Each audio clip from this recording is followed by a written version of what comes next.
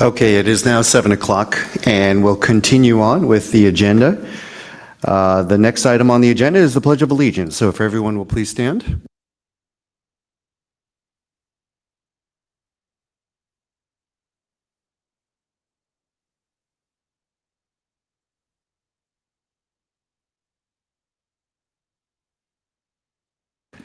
Okay, we have a special guest here to do the goals recap, board self-evaluation, and goal setting. But before we do that, we would like to follow up with our last meeting and officially present Mr. Jeff Barnish with the 2025 Community Member of the Year Award. So.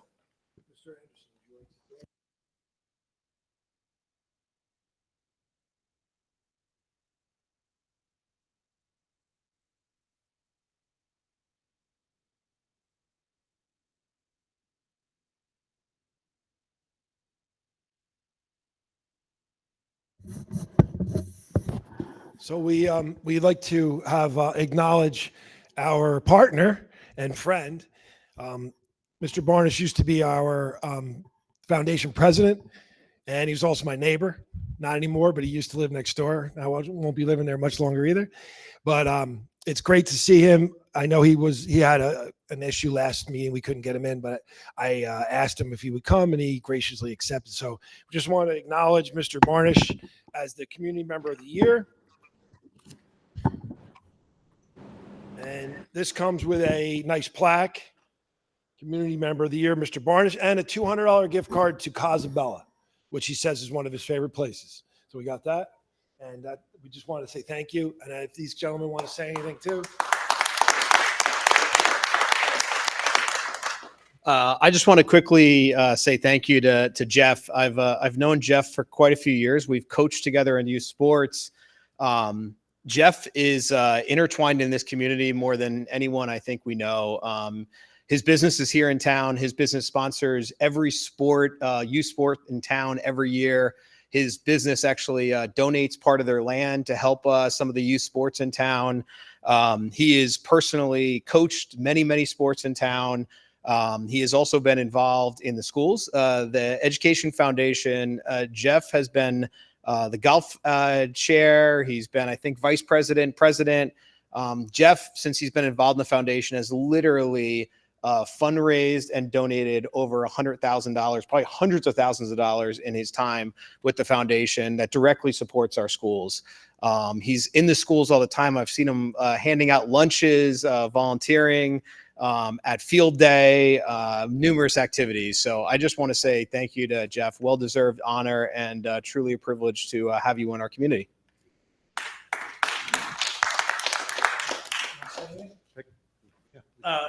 Listen, Not like you shy away from the mic. I truly feel like I don't deserve this.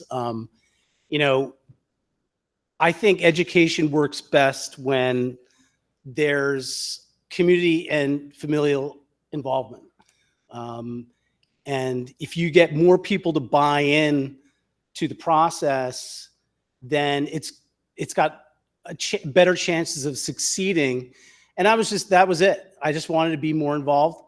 I got involved in it in the foundation, and I feel like you should give back. And it's been a pleasure to work with not only the Board of Ed, but to you, Dr. Forte. We had some rough roads when I came in, and when you came in, we had to mend some fences of the past, and we did that. And I think we moved forward. And I'm still involved. It's not like I'm stepping away completely. So I think the foundation does really good things, and I hope that it continues to do so. Thank you very much. And we're lucky about his spacing of his children. It's very good. Yeah. We'll have him around for a few more years. Thank you. Thanks again, Jeff. Oh, here, you want your box? Let me know when you want to go to Casabella.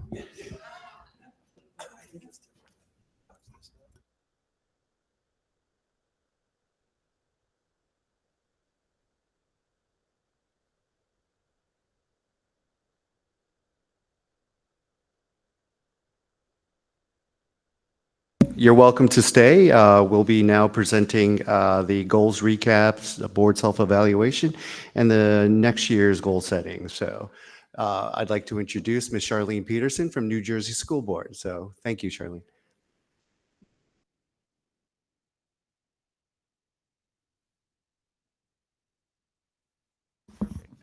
Thank you.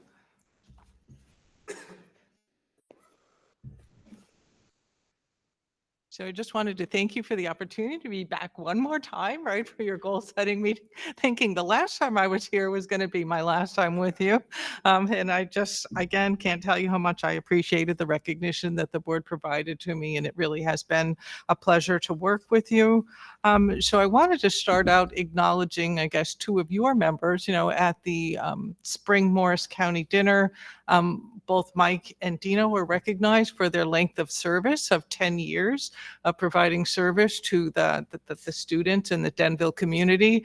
And I think that, again, that's a great testament to this board and people willing to serve and give back to their community. So I just wanted to acknowledge that their length of service and thank them for that time giving back to your community. So thank you to both of you. Yeah. So this is kind of our annual process where we come together to talk about planning for the next year. And as we talk about, the work of a board and the importance that we play in our governance role of helping kind of identify the what of what is the direction that we're going to go in the next year and kind of the value in having that conversation. That's really kind of one of our most important work that we do and the way that we really do help make a difference. So we usually have kind of two different sets of goals that we talk about, both the work of the district through the district goals and then the work of the board through the board goals. So for the benefit of the public and kind of explaining the difference between the two. So district goals are identifying, say, those 4 things or so that we think are so important to move the district forward, that is what it's going to be our focus for the year, and that we are going to hold the superintendent accountable by putting them in his evaluation. So that's how important we're saying these things are. And we call them district goals because it touches everyone in the district. From the board's perspective, we're having this conversation here tonight. Like I said, identifying the what, and then that should kind of set the stage then for what happens in the rest of the district. It should have an impact on, what the other goals are in the schools and in the district. It should have an impact on what's going on in the classroom so that we're kind of working together in a stair-step approach of everyone in alignment, recognizing that, the kind of the stem of this whole conversation is your strategic plan, right? That, your district has just done an amazing job of bringing the community in to be part of this process, for us to be able to hear from them what's important to them so that way we make sure that the work that we're doing is in alignment. And, I have to say that, your district has figured it out better than most, the value in using that as guidance and the importance of that helping keep the focus of the work that you're doing. So that then are kind of what the district goals are. And so we typically, in terms of a process, look at what we accomplished or what the goals were last year, and then ask the superintendent to, provide us with a reference framework of things that things are important for us to focus on for next year, and then have a conversation with the board. And then separate from that are the board goals. And we say, that there's more and more evidence that high-performing boards that work together with their superintendent can have a positive impact on student achievement. So from the board's perspective, then we need to keep looking at our work and saying, how are we doing? What can we do more effectively as a governance team? And so part of the way that we can help identify that is through the board self-evaluation. So again, for the benefit, the state used to require that boards took a step back and reflected on their own work about, I don't know, it's been a little over 5 years now that the state relaxed that requirement. So we say that boards that continue to do that, do it because it's a good governance practice. So each one of the board members fills it out individually, and then New Jersey School Boards compiles it into one anonymous document that serves as the basis of conversation. So, your board has continued to do this practice all the time. And one of the things that we find is that it helps boards stay grounded and helps you stay focused, and sometimes kind of helps us continue to just reflect on our work. And it is one of those identifiers of a high performing board.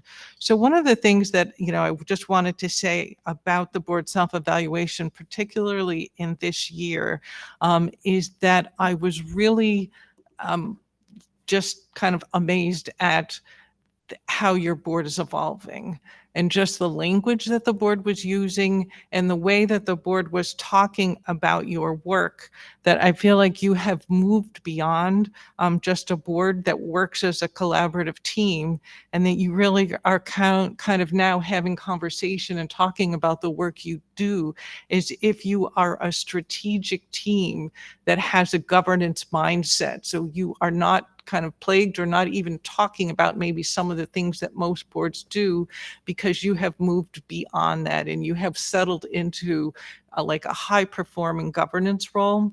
So one of the things, so I had put a summary together of the board self-evaluation, but I attached a page on the second page, and I just wanted to show you, like, from the book, it's from the book, The Governance Core, which we use in New Jersey School Boards a lot, but they kind of looked at it when you look at the positive drivers and saying that this is kind of the ultimate things that boards should be looking at.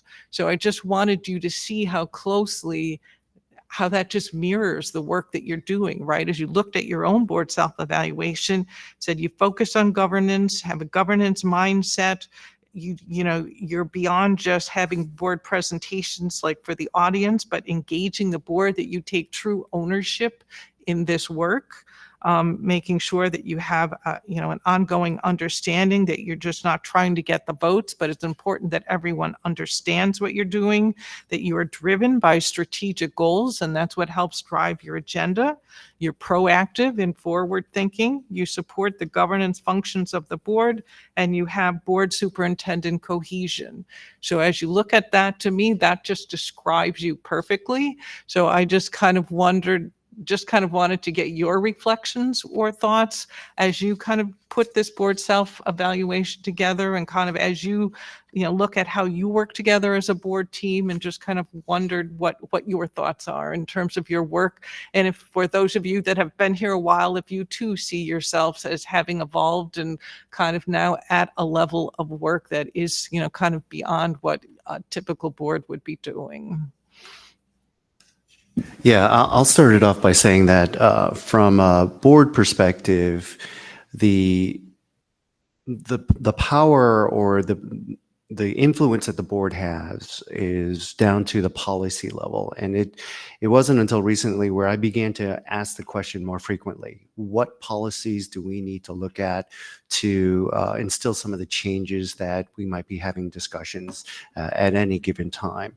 And so I think that having that mindset and having a governance committee to have that conversation beyond just what we talk about here during board meetings have allowed us to really dig into deeper issues, issues that might come up, issues that might not be in line with the strategic plan, so that, all right, then how do we perform better as a board and guide the administration through policy? And I think that, from my perspective, has been a lesson learned. So. Good. Anyone else? Yeah, if you don't mind.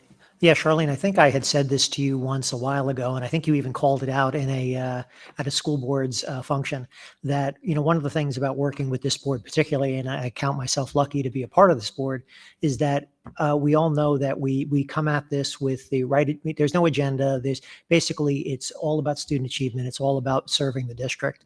So that I think gives us kind of a framework or a base where we can then look at these strategic things rather than being tactical, right? And kind of not mistrusting each other, but kind of, treating each other tactically and kind of,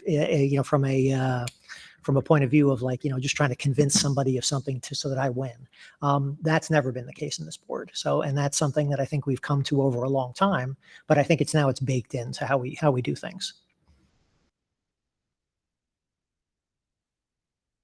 Yeah, I don't think I entered into that culture. I don't think I had anything to do with making that happen. I mean, it was kind of refreshing to come in and see that we weren't, as Dino said, kind of tactically trying to get enough votes to get something passed, but excuse me, they were all trying to get a consensus as opposed to try and win some kind of vote that I hear happen in so many other boards. It's a discussion to try and figure out what solution as a whole we're best satisfied with, as opposed to trying to manipulate and get the allotted number of votes to get something moved forward. Good. Anyone else? Okay, I think that's important that the board has really demonstrated that, to your point about policy, that it's really become your voice, right? That the board is kind of really championing that and using it as your voice. So I just kind of wanted to go through a few things in here and then, and then allow any of the other members to bring up any points that you found to be important to you. So, one of the things that was one of your board goals and something that we have, talked about throughout the years is, kind of looking at, in the first area of mission, vision, and goals, and looking at that, kind of the reporting out and kind of the understanding of where we are. And someone had mentioned that you were starting to build like a foundation. So just kind of wondered kind of what steps you're taking to take these goals conversations and make it be, kind of an ongoing part of the work that you do.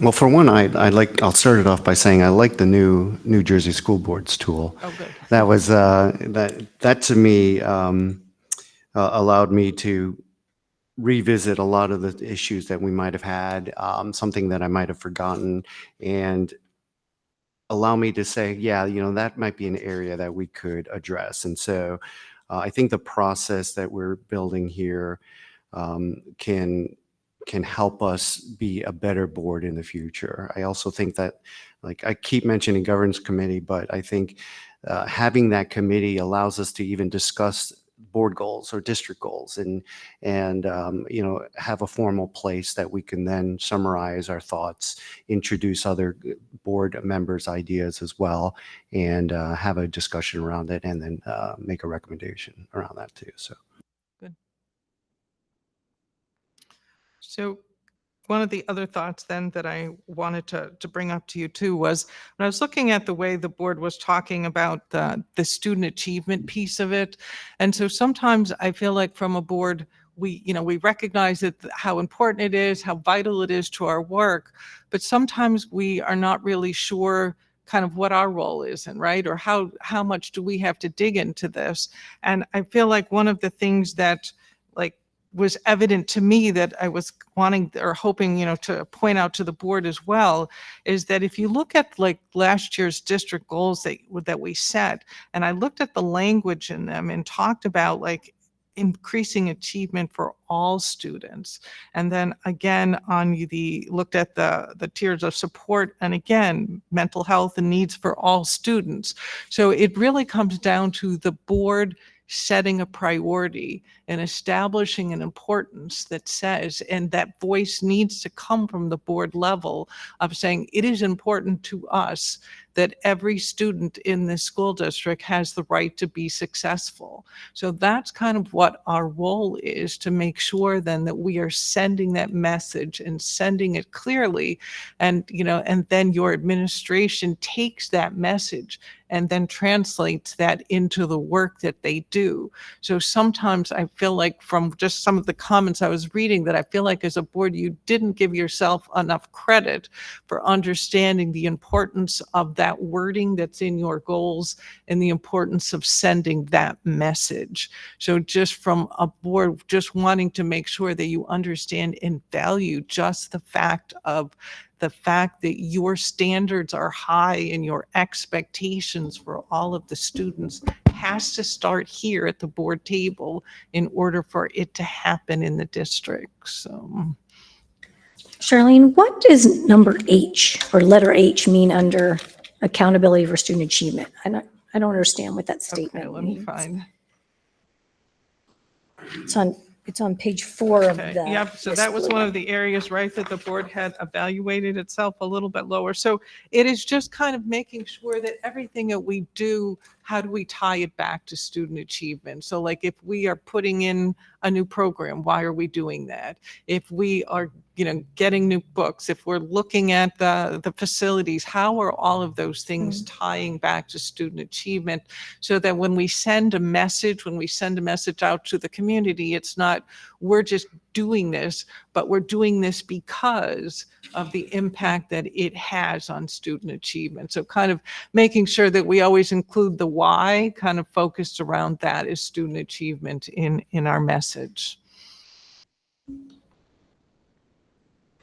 And then one of the other things that I just kind of want to bring up to the board that the board had mentioned about itself was, when you talked about orienting new board members and had, there were, I think, a couple people that mentioned that your current orientation process is more kind of strictly the work of the administration and thinking that perhaps the board should, have a role in that.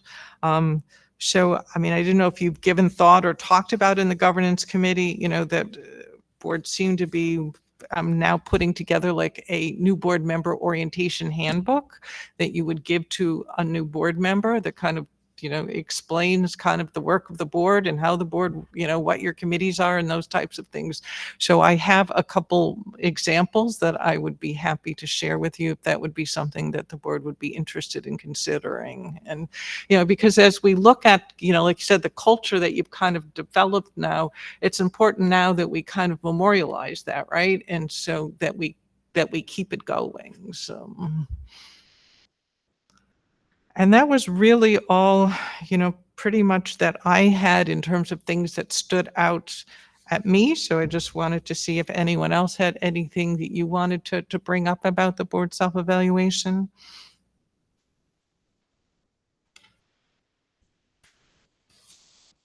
Other than the fact you should be very proud of the work that you do here. Yeah.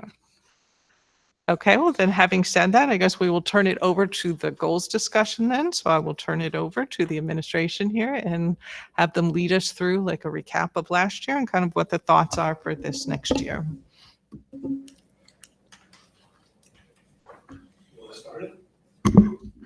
Sure. Yeah, I'm just gonna.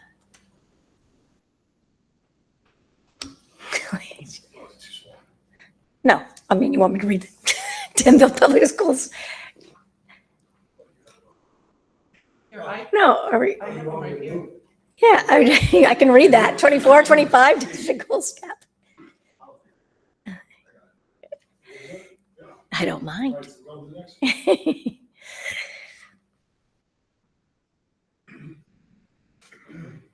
Okay, we always put our strategic plan in this because we always reminds us that our goals come from the strategic plan. So that's the purpose of this slide. We always add it to every conversation we have. And going back to it for 1 second, it brought up before when it expires, it's 2023 to 2028. Okay, Dr. Cullis, you're up. Sure. Our first goal was to increase achievement for all students, inclusive of all curricular areas, with the focus on math and science. Let's go ahead. There we go. I cannot read that at all. There's a list of all of the things that we worked on this year, looking at where our students were, coming up with intervention plans, making sure that our students were getting, both in special education and general education, we're getting our intervention program started. We hired a supervisor. So this goal also ties with goal number 2 as well. We provided training to our math and science teachers. We added practice science tests in Linkit that were similar to NJSLA, because one of the issues that we notice is that students have difficulty in 5th and 8th grade answering questions that are listed over 3 pages. Right? So they have to manipulate 3 different tabs to answer on the science assessment. So really practicing those. We piloted 2 math programs, Magma Math, which is really a tool for the teachers to be able to do the thinking classrooms, building thinking classrooms where all students are working at the same time. And then you can post student work anonymously and have students kind of look at how the work is moving along. And we also added a program called Do Math as a pilot in the elementary level for our resource centers, just a different form of the same content, but delivery is a little different, and we found it to be really useful this year. Okay, so here are 2, we don't have a lot of the data back yet because they just took NJSLA. We should start getting our operational reports on June 30th, which is early. I'm excited for that. But here is some of our Linkit benchmark data. We do benchmarks 3 times a year, except for kindergarten. So the first column of kindergarten, where it's orange, is actually Form B, because they don't start taking assessments till January. The purple is Form C. So for the other grades, you're comparing the beginning of the year meeting and to the end of the year meeting. This is not a percentage. So at the beginning of the year, to be meeting because they haven't learned the material yet is probably much lower, like around 60% to be meeting the expectation. Whereas at the end of the year, it must be 80% or higher. So yes, you want the purple to be higher, but it's, even if they're equal, it does not necessarily mean that they went down, right? So, because the expectation is higher. So let's say for first grade, students, that percentage of students were meeting the benchmark, which was only 60%. They had to get 60% right. At the end of the year, they needed to get 80% or more. So those same students at least had met about the exact amount of students met at the beginning of the year as at the end of the year. If you notice the other grades, however, we have far more students that are meeting that. So it's not just they were meeting in September and now they're meeting in June. We actually have a large number of students that have surpassed that. And if you see both our geometry, and this is the first time we've had this since we've been doing the benchmarks, is our algebra and our geometry at 100% meeting the expectation, which is really good news going into NJSLA. I hope we see this carry over to that assessment as well. Also, if you look at the 8th grade, which you know is our struggle area, is in our 8th grade math, we had very few students at the beginning of the year meeting the expectation. That's like 60% right. So very few had that. But if you look how many now are meeting 80%. So for me, that's a huge area of growth. That's an area we've been working really hard on this year. So our 3 8th grade programs are core, algebra, and geometry, and all of them are significant growth. So that's great. But all of the grade levels, except for first, which the same number of kids that met at the beginning of the year seem to meet at the end. We didn't really surpass that. Okay, next slide.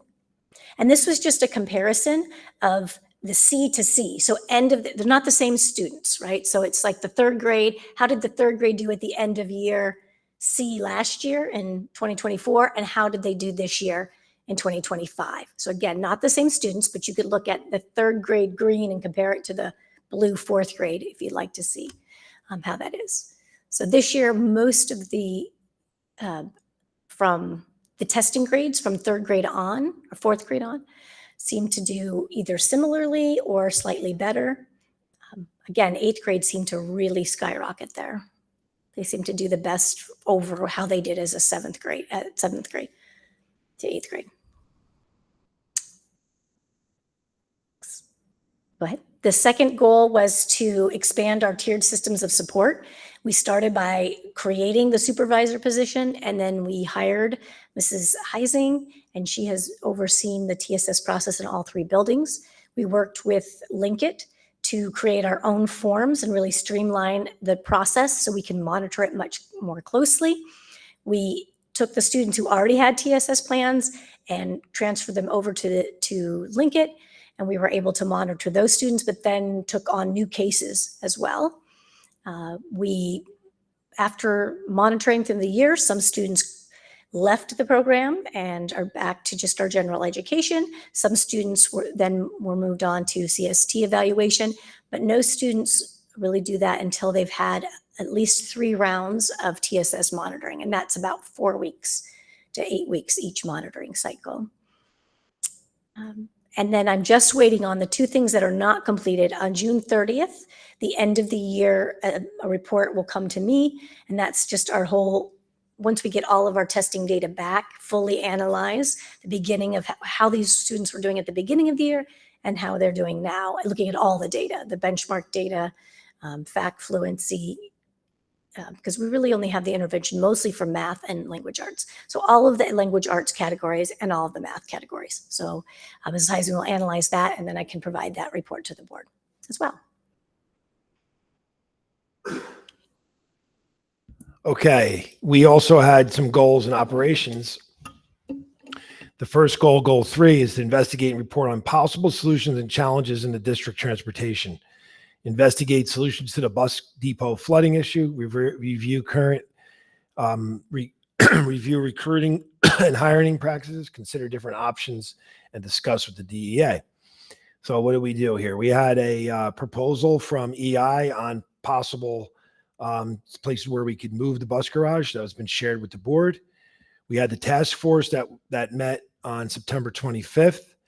We purchased a new flood alert system at the bus garage that's in cooperation with Denville OEM. We did hire 4 new drivers.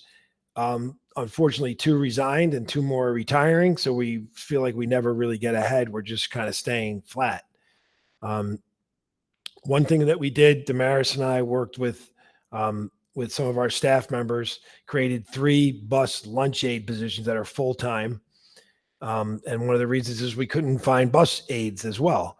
So that was a way in which we were able to make full-time positions. Obviously, they come with benefits, which is a pretty big expense, but we weren't able to hire people before. So that was something we did. We do have posters around the town and businesses. We posted on social media. It's been in the Friday folder. It's been added to the township electronic sign. And we even have vinyl signs around the town at strategic places like on Route 46. We did get some traction from that, so it's a good thing. Unfortunately, the process of training the drivers is pretty long, and we invest a decent amount of time and money into hiring them. So when they resign quickly within the first 2 years, we do have them sign a contract that they'll have to pay back $1,500 in training costs. But it's still not really holding people. So we're having difficulty attracting and retaining in that department. We updated our demographic study with Dr. Grip that was presented to the board, and that shows some increases in student population, which we'll talk about later. But I just wanted to bring that up as a solution, as some of the things that we need to consider when we talk about sometimes the solutions for the bus department. Are we going to move the bus garage out of the flood zone? It has flooded, and this is a complete flooding. I don't mean like the property floods once a year on average, but the entire facility has completely flooded 3 times in the last less than 15 years, 2 times last year and another time before that with Hurricane Irene. So we've had 3 total losses of that building where we've had to do remediation. We are looking at different options, but we're not sure which way to go with that, but it's going to be on a lot of board committees to discuss. Goal number 4, implement a district communications plan to strengthen and enhance communication coming from the district. That was work with the technology team and a communications consultant to implement communication goals and work with the communications committee report of 2024 to update and modernize district communications. So we met on June 13th of 24, September 16th, December 10th, February 2nd, and April 24th. We made some changes to the Friday folder, which received some positive feedback and a little bit of data. Our Friday folder open rate went from 55%, which is really good, to 67%, which is amazing. And we're continuing to investigate website changes, and we're looking at keeping the existing company, but to upgrade to a more modern template. We did not budget for this, and we did make some cuts this year to the personnel and technology when we had to have a balanced budget. We did reduce their funding in the summer, and they had to go down one full staff member. So that's a challenge, but our provider offered a free upgrade. So we're going to try to take advantage of that. I shared it with everybody so you could see the types of changes we can make. And that would be with very little cost. We might have to have somebody like the webmaster do a little bit more work on it, but it should be very little cost. We did make sure we previewed all the changes on different types of devices, because we're finding that more people are reading our messages on handheld devices rather than a computer. We also ensuring compliance with ADA requirements. And the good news is, just on June 2nd, we got the email from the provider that they would be interested in giving us a free upgrade. So that's going to save us a few dollars, and we'll work on that. And we did investigate uniform two-way communication with staff and families, but that is not something that is going to take place next year, as there is no funds dedicated to that. And Dr. Culls and I talked a little bit about some goals for 25, 26.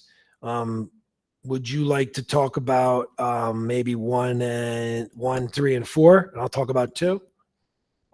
Sure. I think we always have to be looking at increasing our achievement. We're still really working at math and science. Those have been our academic areas that have been the lowest.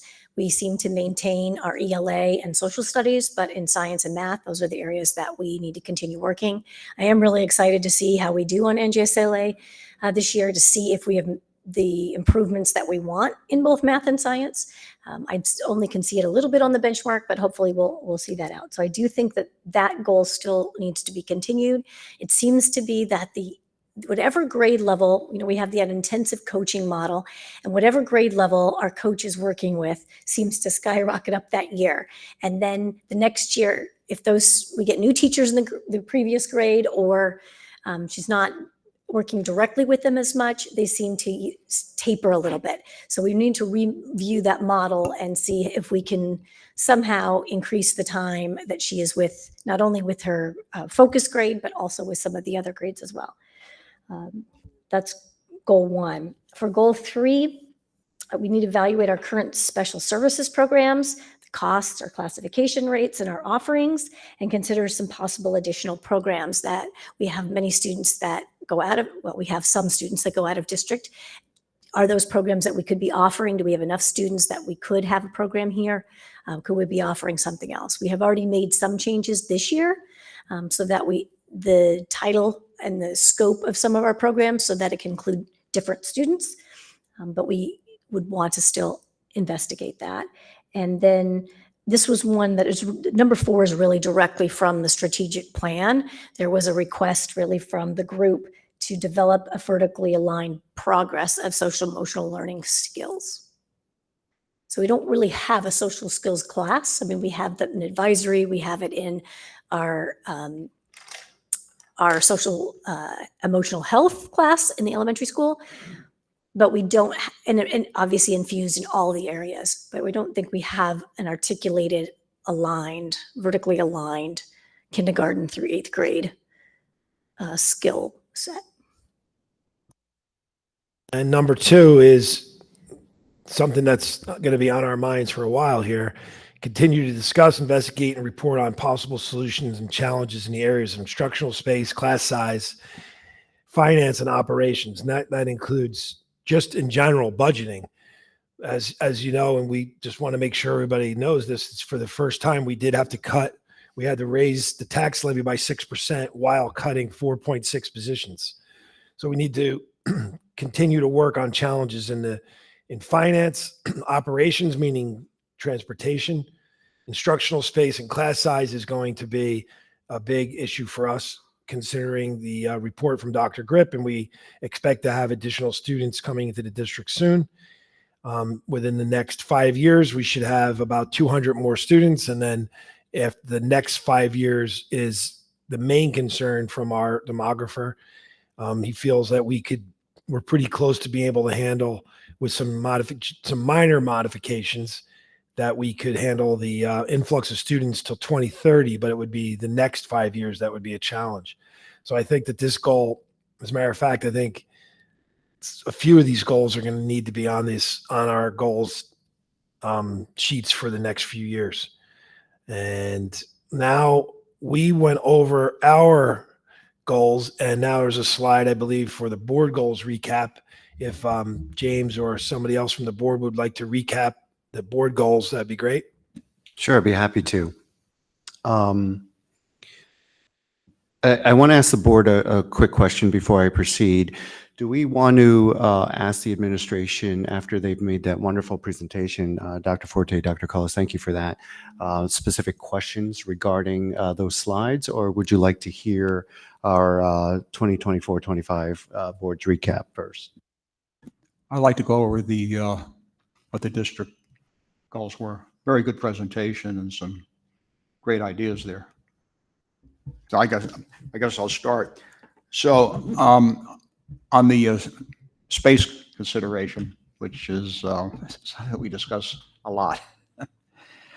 So based on the outlook from the demographic study, and Dr. Forte also mentioned that, you know, the rubber hits the road 2030, 2035, where the crunch is going to come.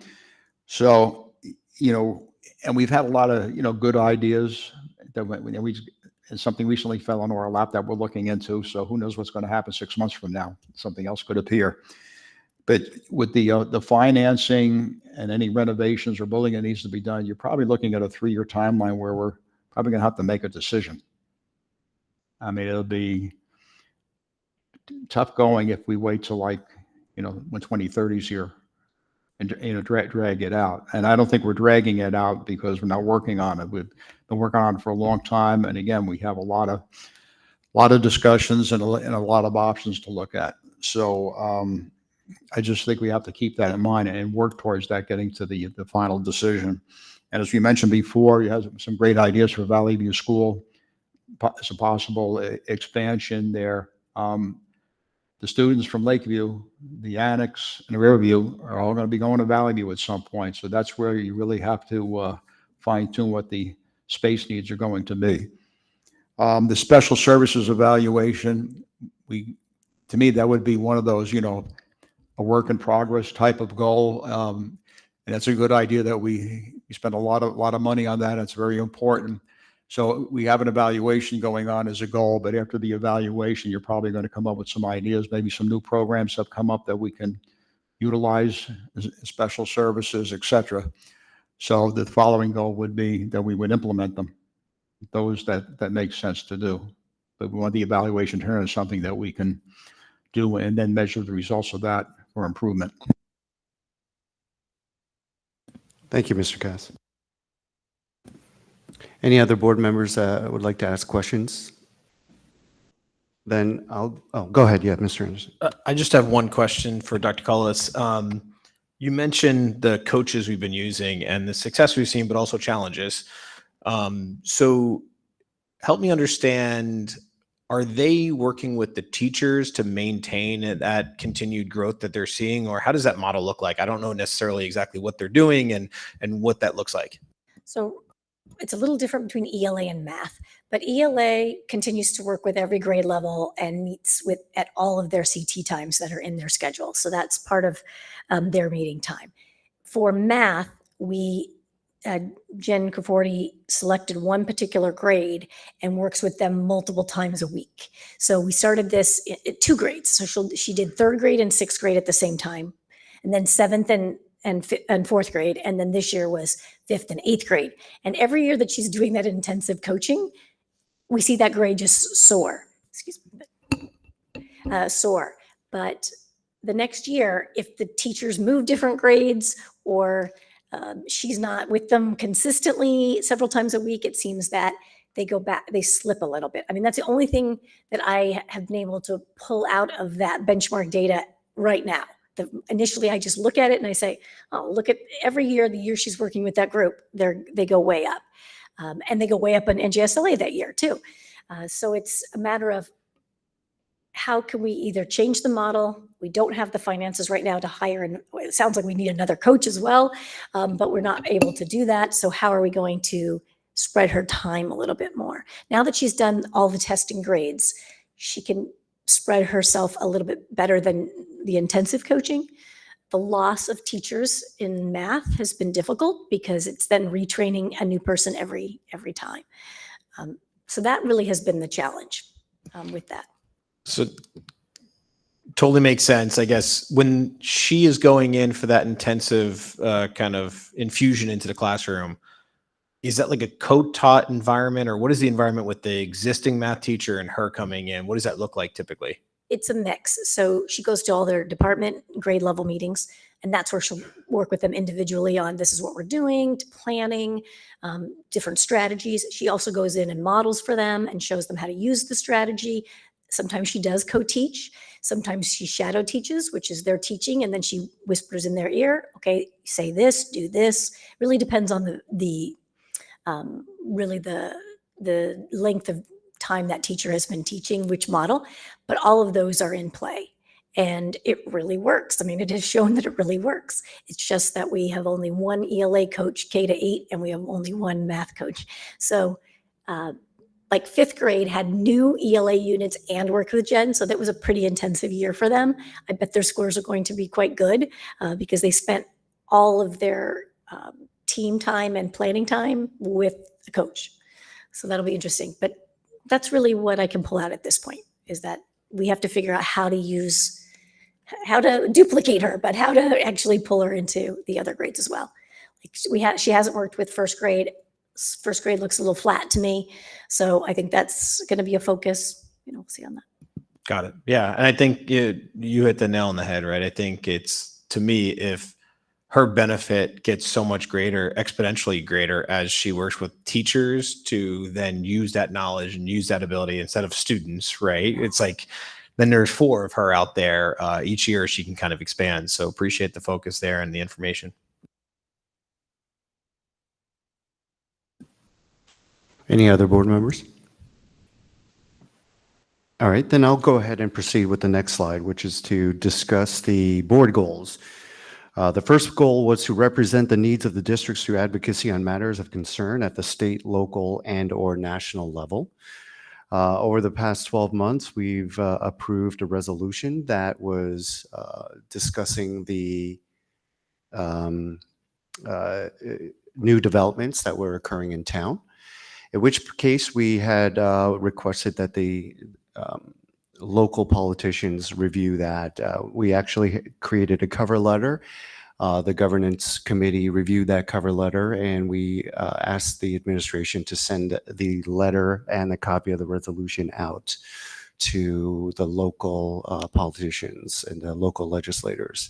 Actually, even the Department of Education, as well as the Senate Majority Leader, Senate Minority Leader, Assembly Majority Leader, and Assembly Minority Leader as well. So, so we are continuing to look to develop resolutions and then send those out to the legislatures to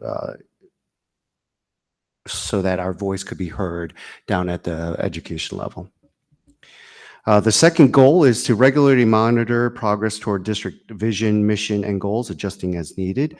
That was why the governance committee was commissioned, so that we could get a better handle, at least from my perspective, get a better handle of all the dates, and then see if we can get updates. So over the past 12 months, we were getting updates regularly with regards to board goals and district goals, and was able to communicate with the rest of the board members all the things that were coming up, including evaluations and et cetera. Review the Denville Public School Board and Education bylaws and revise as necessary. That was also another task for the governance committee. And we were able to review about 15 different bylaws that needed to be reviewed. And so we will continue that as we move forward. And then finally, to increase the presence of Denville Board of Education members at community and district activities. We were able to capitalize on Dr. Forte's suggestion about having a book study on the anxious generation. And I thought that was a very good way to reach out to the public, and a lot of board members were present and was able to provide feedback. And we took it upon ourselves to now use that and see how we can further move forward with the result of the book study. So I want to thank Dr. Forte and the rest of the administration on that. And yeah, it looks like there's possibilities of further activities or further things that we could do. And my hope is that we can have more book studies and discuss other relevant topics moving forward. So that'll be something that I'd love to continue to discuss. So would any other board members like to comment on our board goals for this past year and how we did?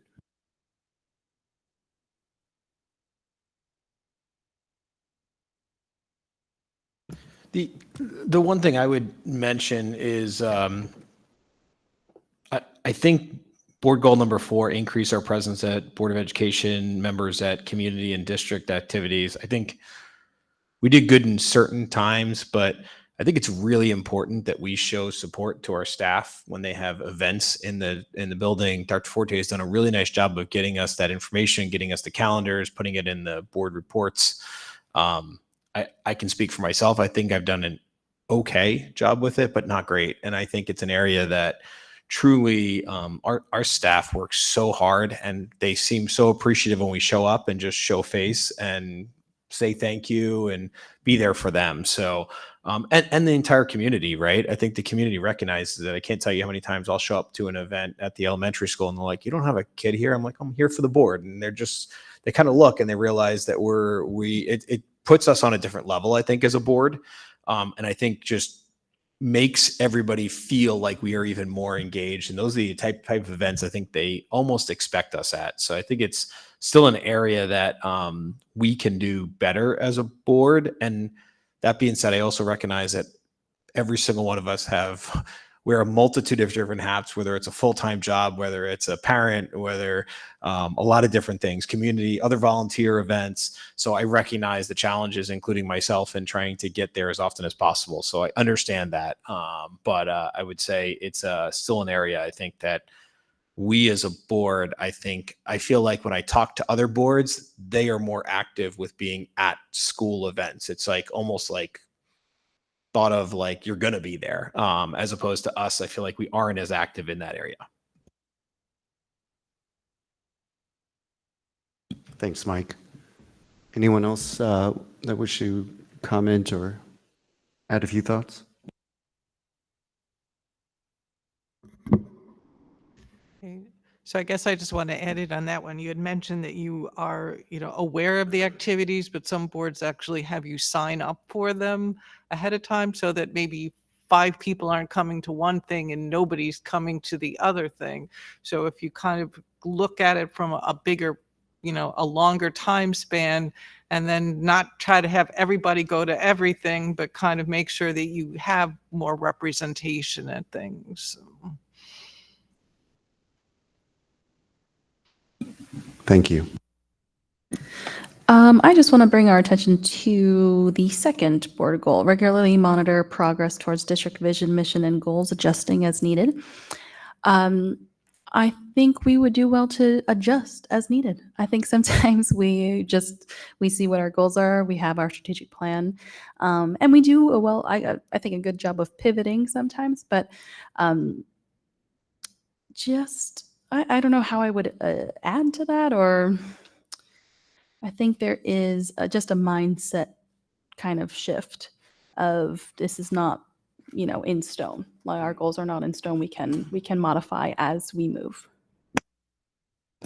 Can I just add something to that? I agree that it's been a challenge for us, and I think part of the problem is that it's a goal for all 7 of us and not a committee. And I don't know if it would fall, and I guess I can ask Charlene what she's seen monitoring district goals, and I know or board goals. Have you seen like governance committees take that on as just kind of a lead for that? Or has it always been kind of the entire board? I think the reason we struggle with this, it's like it's like too broad, or I don't know. I don't know if we can refocus. I mean, I think Dr. Forte and the administration actually do a really nice job of updating us, but it almost gets lost in my mind with so many other things we have going on. And then when we come down to the end of the year and we're recapping it, we're like, oh, did we really get an update on that? Or is it enough progress that we think we accomplished it and things like that? So I don't know. I think we could do a better job throughout the year monitoring and, like Andrea said, kind of adjusting as needed. But Charlene, what do you see other boards do?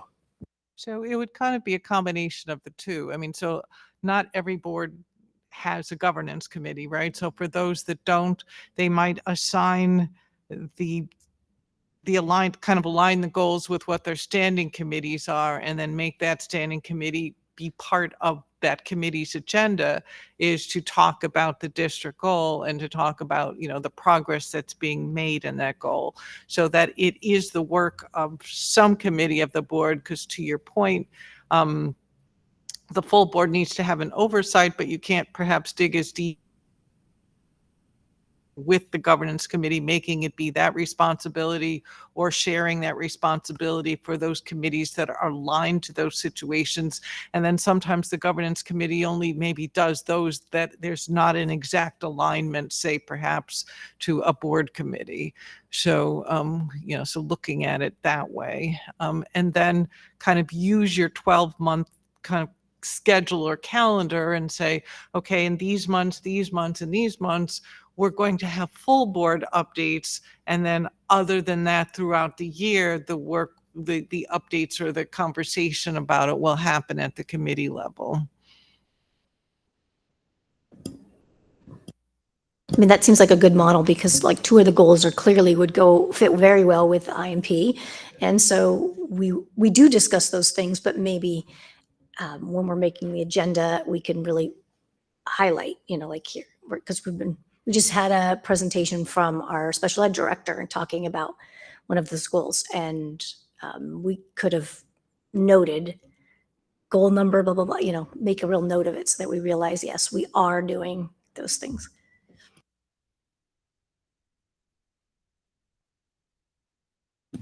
So now I guess that we've discussed the goals, now we just kind of need to make sure that we're in agreement for, moving forward.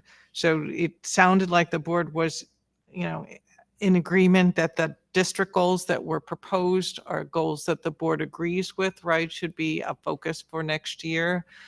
So just kind of wanted to get that consensus, and then I guess have a conversation about the board and its goals to see if, are we repeating all of them again, recognizing that there's work that can be potentially done in all of them, or is there some other direction that the board would like to go for its goals?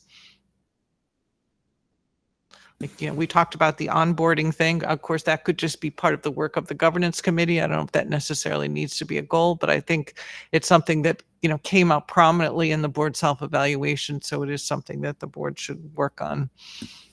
Yeah, in terms of board goals, we did discuss possibly introducing 2 new goals. One was the actual onboarding for new board members. The second new proposed goal was to become board certified with school boards again. That was something that was discussed. We did have an email from a board member that also made some suggestions too, but that might have been more district-wide goals. So I think one lesson that I'm learning here today is, how often do you see boards align their personal or their, board goals with district goals? Like, is there often a disconnect like we saw here where they're just like the goals were not similar, or could there be goals that was a district level goal and then a board level goal that could be very specific, like for example, policy? And that was actually discussed during governance, during our last committee as well. So, I mean, for some boards, that is only what their board goals are, is kind of saying, okay, if these are the district goals, what can we do? But in more often than not, kind of say the language is usually, well, we'll support it, or we'll provide the resources for. I mean, the board is limited many times in what it can do if we kind of take that distinction of, board goals only having to be the work of the board, and the district goals, the how, is typically the work of the administration, right? So if there is opportunities for us to support that, for us to provide resources, to do research on, then it makes sense to have them aligned. So you could have, maybe perhaps some alignment, but then you've also always focused on your work too, and then you can see the benefit of that as well. The specific example that I wanted to bring up, our board has had a number of conversations regarding HIB. We found that HIB at the state level was a tool that could sort of cover boards, from a sort of a lawsuit or liability perspective, but it often might miss the mark in terms of protecting a student. There were a few cases where HIB was voted, like it was not voted as HIB, or, or at least the administration found that it was not HIB, and we voted on that. But the victim still felt unsafe. And so we've had a number of conversations that said, well, all right, what's the purpose of HIB at the state level? Where does the code of conduct fit into this? And how do we challenge it? How do we challenge the state's definition? How do we challenge the state to be better with the HIB process? Because it's, sometimes it's boiled down to a process. And then how do we ensure that, or how do we develop something that ensures that the individual feels safe? And I think that's sort of where we've had a number of conversations where maybe we can make this a district-wide goal, but then impose a board goal to look at the policies and, sort of see how we might challenge the wording on the policies so that we can still ensure that the child or the student feels safe.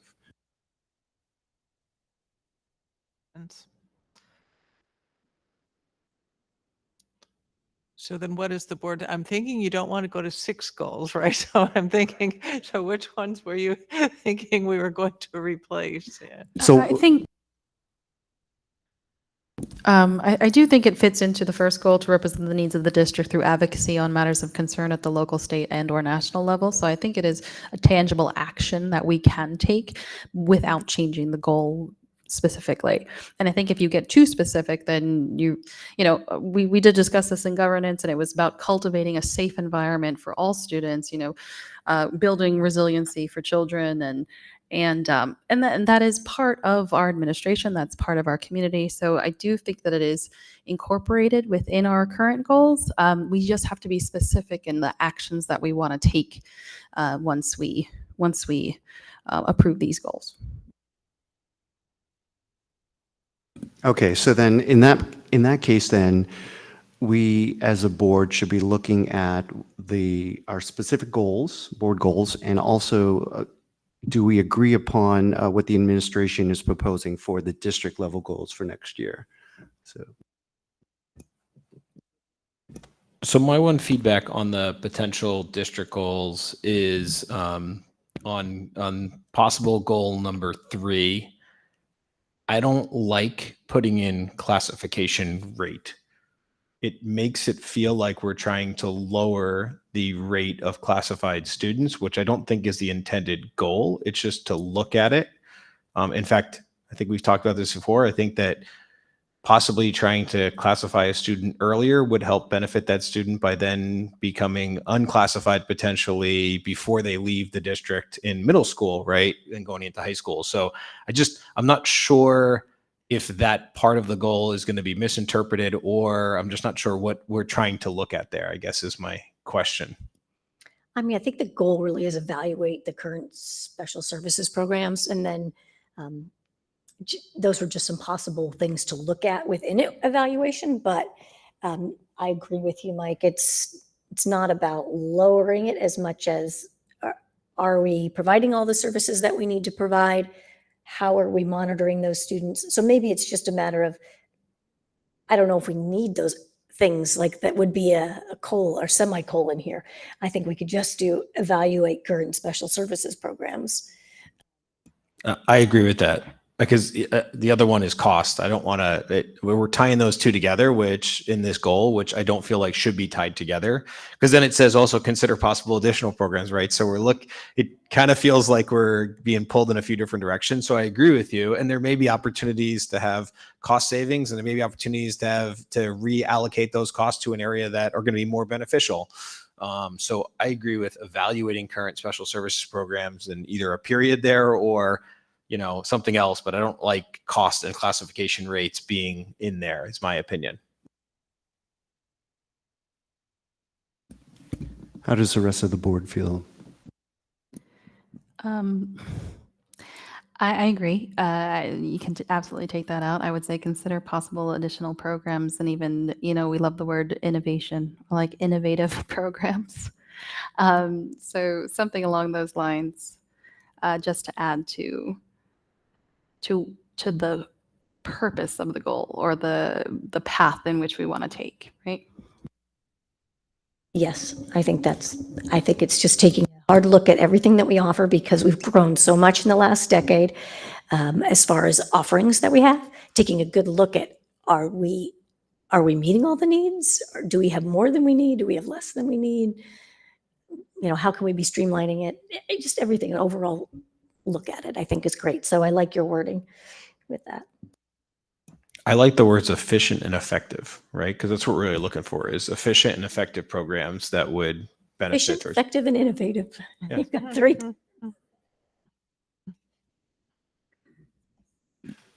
So do we have the new wording for goal number 3 then? Evaluate current special services programs. Consider possible additional efficient, Mike, what was the second word? Effective and innovative programs.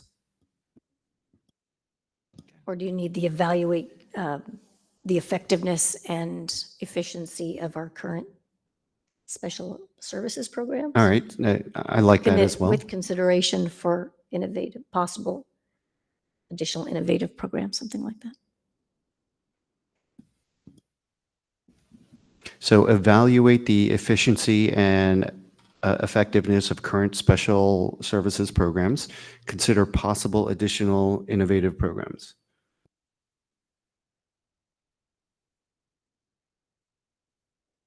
I'm only hesitating because the wording then, if you're saying to evaluate the efficiency and effectiveness of our current programs, implies that we may not think that they're currently efficient or effective. And we have been talking about the improvement that we've had. So, and like we just had that great meeting with Grace. So why would we say that we're looking to, and not saying that we're not looking into them, but I think that putting it ahead of implies doubt.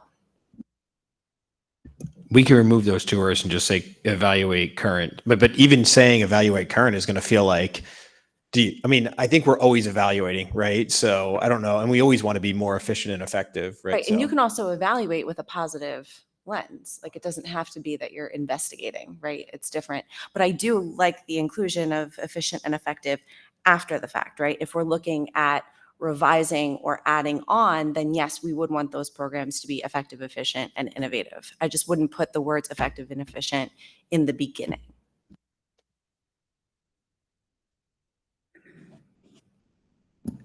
Could also consider continue to evaluate. So as Mike just said, we're always evaluating things. And sometimes you have to change things very quickly, sometimes after a couple of years.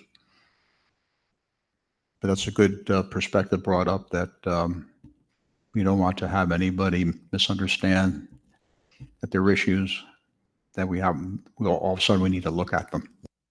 So one thing I think we need to keep in mind is let's put ourselves 12 months from now as we're trying to evaluate, did we accomplish a goal, right? And I think we had this meeting recently on some of our goals. So I think goal number one is easy to determine, right? Increase achievement. That's pretty straightforward, as we've got data to be able to prove that. Continue to discuss, investigate, and report on possible solutions to challenges in the areas of instructional space, class size, financial operations. I'm going to be honest with you. It's going to be really hard to figure, we're going to always discuss, investigate. I mean, that's like I'm not sure if we need to be a little bit more specific on that goal. This third one, evaluate current programs. I mean, I guess I don't need to read all of them. I just need for us to think through, how are we going to feel evaluating? Did you make satisfactory progress, made little to no progress, or met the goal? And really, our goal should be to meet these goals, guys, right? Like, our goal should never be to not beat a goal. We should be like, we met that goal, right? That doesn't mean that you're going to have that same goal again and you're going to try to meet that goal again. You're going to kind of try to up the bar every time. But we should be, I think our goal should be to meet our goals. Should we be looking for number 3 more of an audit, where we're auditing all of the programs that we currently have, giving commendations and recommendations at the end of a report, so that we actually have like a report at the end of the year. We're saying, okay, we've looked at all of the programs. Here are our recommendations. Here are our commendations of things that are going really well. Here's the data to support it. What are our recommendations of things we want to either add new programs or revise. I had my hand on the button just now just to say that. Report. An absolute report for all 3 of those. And then the last one, develop vertically aligned progress of social emotional learning skills. That's going to be, I'm assuming, some sort of curriculum or something that we're going to have a tangible for. Yeah. 3 reports, please, in 12 months. You said 3 reports. Is that like a specific number? Well, 1, increase the achievement. So we're going to see that through a report, right? We're going to have our presentation that we usually do, continue to discuss, investigate, and report on possible solutions. So there should be some tangible from that instructional space, class size, finance, operations. And we will definitely always be discussing that, but we should also report on it at the end of the year, at least. Fiscal year. Evaluate current special services programs, consider possible additional efficient, effective, innovative programs. Report. Okay. I actually like all 3 of those. So any other comments or suggestions? Yeah, well, just not limiting it to the end of the year report, right? But having some kind of regular check-in. Some way to kind of report progress at least a few times during the course of the year. So would that be like a mid-year report type of thing? It would be up to the administration, I would assume, too, to provide some tangibles from, the mid-year, the benchmarks, things that are reported on annually. I would also say, and not that I want to make us stay here longer, but I do appreciate the comment of looking back at the code of ethics and looking back at the HIB stuff and incorporating cultivating a safe environment for all students type of goal. I know that's very broad. So, if you want to bring me down to earth a little bit with that, if anybody has any suggestions.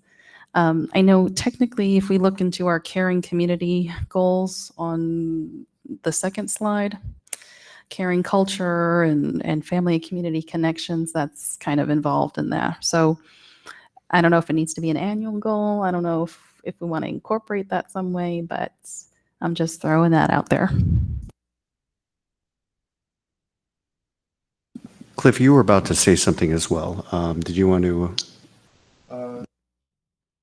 I don't think so. I think it was included in there. I guess I will make a comment based on, because I do kind of have, you're raising, you've raised concerns and Mrs. Sedelis has raised concerns about like what to put in. And I just find this process to be a little problematic, because every year we're not satisfied with the goals. And it seems like part of it is because we're rushed during this process. Like we get a few of these goals and we're forced to process that and then talk about it in an abbreviated period of time and sort of vote on it. And there's something just doesn't seem efficient or productive about this. And it seems like we end up in the same place every year as a result. Like there's maybe nothing comes of these suggestions, but how much can we talk about it and process it? I'm a slow processor, so sometimes ideas are going to come to me in the middle of the night that I wish I had said earlier, and there's no opportunity for that. So I don't particularly like this process. I would say that kind of goes back to the board goals of adjusting as needed, right? So if we do have concerns, we can raise them here. And then if we do think of things and process things, it does, sleep on it, think about it. If we want to come back to it and change things, the mindset again is just none of this, these are our goals for the proposed 2025, 2026 years, right? Over time, things change. We could have emergencies. There's, so nothing is set in stone. I don't know how to respond really, but I do agree to an extent, but I do appreciate the administration. I know you guys have worked on these goals, and have seen a lot of progress over the past year. So I do appreciate that they have changed for this year, and the goal of course is to make sure that we are efficient and effective as possible, and we can kind of move forward with having a decent board here. Charlene, do we have to approve them today, or can we approve them during the next meeting? No, you typically would not approve them today just because there would be, some wording changes, some more thoughts about them. The other point I guess I would make to about the process would be that, and it's, something that your board can consider if you want in the future. Of some boards just have a special meeting just to talk about the goals so that it's not incorporated in a regular meeting, but they literally just have a kind of call it like a goal setting retreat where the intent of the entire meeting is just to spend the meeting talking about goals. So, if you wanted to kind of dig a little deeper and give it a little more time, that might be, another alternative. And would that be an executive session or would that be a public session? Okay. It's in public, yeah. Do you find other districts do that? The majority of them do?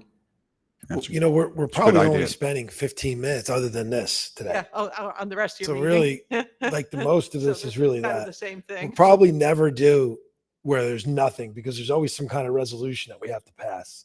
So it's probably pretty close to being a full meeting about this today. So one of the ideas, and I don't disagree with Cliff on this. I mean, we can assign the possible goals to each of the committees that are going to be responsible for them. And then we could have a committee meeting next week to refine and then report back to the entire board as to what they feel, because they're going to be the one responsible for it, right? Put it in those 3 members' hands to say, hey, do you feel comfortable that you're going to be able to go to the rest of the board and describe what the progress has been every quarter or every so often, and then kind of come back at our next meeting with any recommendations and vote on them potentially at the next meeting. But I mean, just an idea if we're going to have committees responsible, because I think you could take the first one and put it with IMP, 1 and 3 with IMP, 2 probably goes with operations, right? And then 4 probably IMP also too, right? It's because, which by the way isn't a bad thing. We should be focused on instruction and program for our students. So, but anyway, I mean, you could take potentially, if you wanted to kind of offload, I guess, I don't know, maybe I don't know, they're all IMP. So yeah. And moving forward, we could also bring this up by a month. I feel like we can begin the conversation in May, and at that point, we can look to finalize it in June as well. So I think the key is to not just sit on it from now until the meeting we vote on it and then get here and just vote on it, because we get busy with other. That's why I say maybe having a committee meeting would force us to talk about it again in a smaller group. And if some other board member who's not in that committee has some idea, just bring it up to that committee so that they could discuss it and talk through it, because I think it's valuable that other people are involved too. Does the entire board feel the same way with regards to having this conversation in a committee? So are we looking to have a committee meeting next week then? That's the last day of school, so you might want to, maybe, we were planning on having these approved in July, so we could do it in the July committee meetings if you want, Yeah, as long as it's before the next meeting, right? I guess. before the time you approve them. So we would need to approve them by July, right? We typically do, because the school year starts on July 1st. And that gives us some time to make our charts. And we typically, so the process, just to remind everybody, is we do this now. We approve them in July. In September, Dr. Cullis and I present it to the board in chart format. We update that chart in January. Then we update it again in May or June. And then we're back at the same boat starting for the next year. And in terms of future goals discussions, we'll make sure that we have this conversation much sooner as well. Okay, so the only one I see is the fourth one. I feel that the fourth one is important as well. I'm not sure if all the board members agree with that.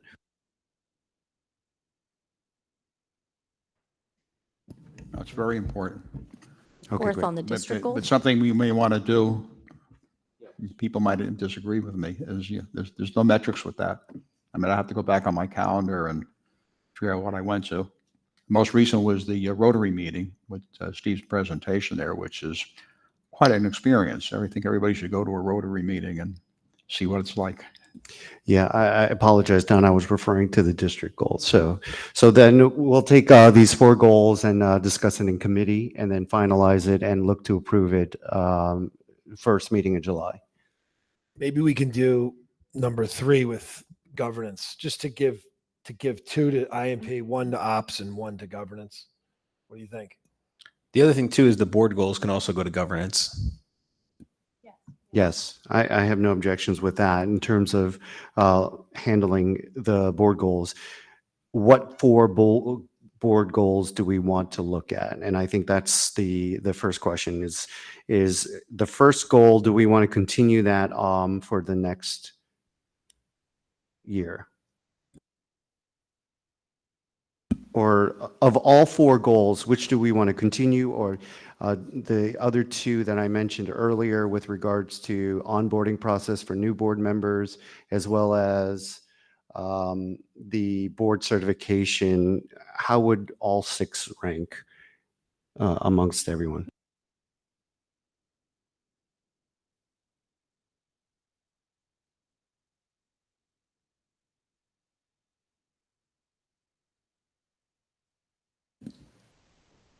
All right, so then governance will make the recommendation for the 4 board goals, and then we'll present that to the rest of the board then.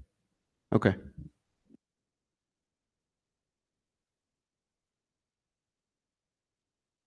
Okay, I think we have a plan, right? Yes, we do. Thank you. No, thank you. And I'll let you get on for your last 15 minutes, right? Yeah, so. Thanks, you, everyone. Charlene. Yeah, good night. All right, thank you, Charlene. Have a good night. Okay, so that concludes the special presentations. We'll move forward with the superintendent comments. Mr. Barnish, you're more than welcome to make an exit if you'd like, or you're welcome to stay for the rest of the meeting. So. Okay, we'll see you you'll be next here for a month. while. Thanks, Jeff. Okay, just a few reminders. School starts September 2nd. And the back to school nights for next year, Lakeview is September 9, Valley View September 10, Riverview September 11, and Morris Knolls is September 18 and 25. Our graduation for Valley View is June 17th at 7 p.m. at Morris Knolls. I sent an email out to you. I only got back 2 replies. As anybody else wants to go, please let me know by tomorrow so I can inform the principal. And if anybody else wants to do anything, be part of the graduation ceremony, please let me know as well in an email. I did tell the principal that I would let him know by tomorrow what the final tally is. The graduation, again, it would be 1 week from tomorrow, so it would be on the 17th. 7 p.m. and at Mars Knolls. We also did get some good news from Special Service Monitoring. Do you want to talk about that? Yeah, the fact that the biggest thing is we scored the highest in our comp group of 12 districts in the Special Service Monitoring. We were the top scorer, receiver, getter, or whatever it was. So, but it was good news because there's some things that we were working on, and it showed some good results, right? Definitely. So every year the state provides a score for your compliance, meaning you have completed all your evaluations on time. The students have met with the parents, and students have signed off, have met. The parents and schools have signed off on their APs on time. You've worked with the kids that were found through early interventions. So all of those things you're given points, and it's out of 100. And I believe we had 92. Which is great. And then it's based on the number of points you're even allowed to get. So some of these items, high school couldn't get compliance for the preschool programs and so forth. So we were the highest in our comp group, but we were also the highest in not only our size of school, but also all of the schools. So it's really great. We only lost 2 points total. And that was really, we were well aware of the situation. We consulted the county, and they advised us in the family's best interest to not hold it to a certain date. And so we still lost the points, but it was, I guess, a better, it built a better rapport and relationship with the family. So that was really the only points we lost. So we were well aware of it. So it's great news. And that's it for my report. Dr. Collis, up. Thank you. Yeah, Assistant Superintendent comments, please. Just an update on kindergarten. So right now we have 167 kindergartners registered. We have 68 at, that should be 78, sorry, 78 at Lakeview and 89 at Riverview. So Riverview is going to have 5 sections, and Lakeview will have 4 next year. So right now it's a low group. I mean, we have low numbers, so we'll see what comes out over the summer. But right now our class sizes are all under 20, and at this very moment they range between 15 and 18, so they're pretty low in kindergarten. But we'll see what comes over the summer. So I can't say they'll stay that low, but right now we're solidly under 20. Thank you, Dr. Collis. Business Administrator comments. Couple of comments. We were just recently notified by the Huntington Co-op Transportation Department that they would not be unable to accommodate us, the district, for the 4 routes that we currently have with them for the 25-26 school year. As a result, we needed to go out to bid with the Sussex Co-op. They will bid out the transportation route for the district, and the bid result came out May 28th, and the results were not too favorable to the district. They came out to be $100,000 over budget. This is critical for 25-26 school year budget. We are starting the year already with $100,000 under budget. According to the Sussex Co-op, these results were considered favorable given the current high demand and the shortage of drivers. In my opinion, despite the increase in cost, the district required this route, and we have it on the agenda for approval tonight. What? When you said 100, you meant 100,000 over budget, right? Over budget. Under I'm sorry. budget, right? So it's $100,000 more than we had budgeted for these And 4 I routes. apologize for that. It's over what we budgeted. Correct. On a positive note, the district for the 6th consecutive year received the Certification of Excellence in Finance for the June 30th, 2024 school year. Thank you.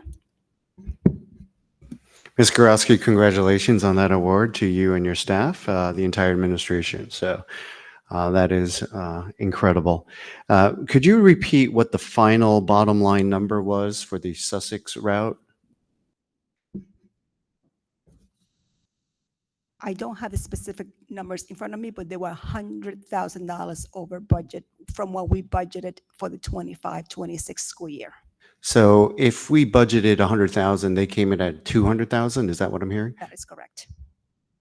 Isn't it? It's on the agenda.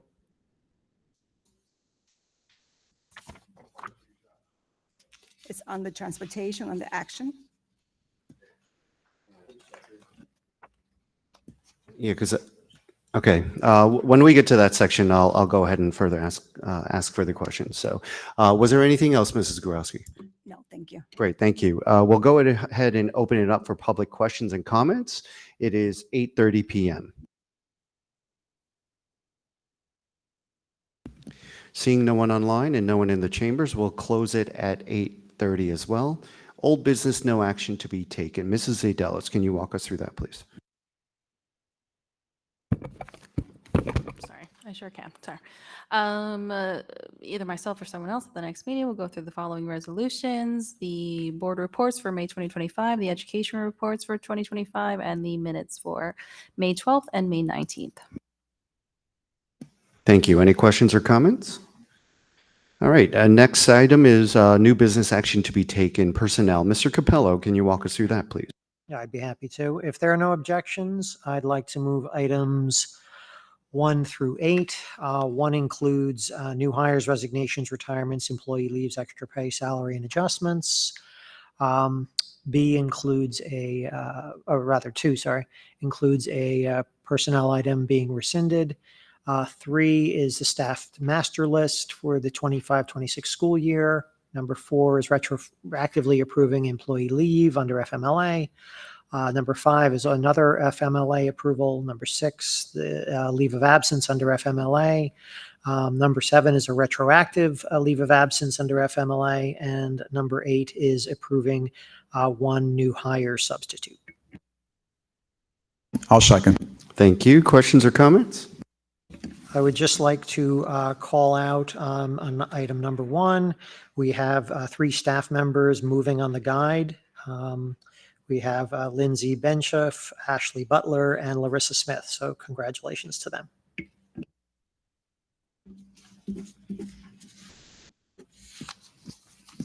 We also have a number of retirements I'm noticing as well. So congratulations to the retirements.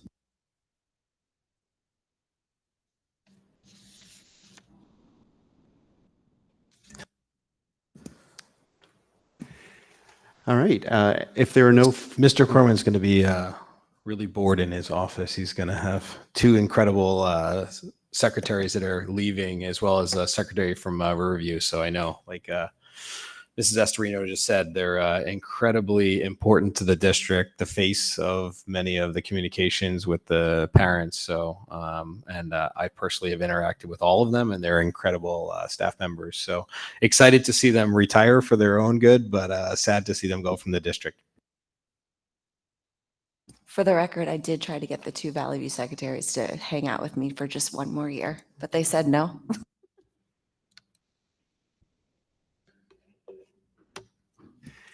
all right. Roll call, please. Dr. Moore, Yes. Mrs. Zadelis, Yes. Ms. Astorino, Yes. Mr. Cass, Yes. Mr. Anderson, Yes. Mr. Capello, Yes. Mr. Kim. Yes. Dr. Moore, can you walk us through IMP, please? Sure. I'd like to move the following resolutions under instruction and program. Under item number 1, workshop and expenses.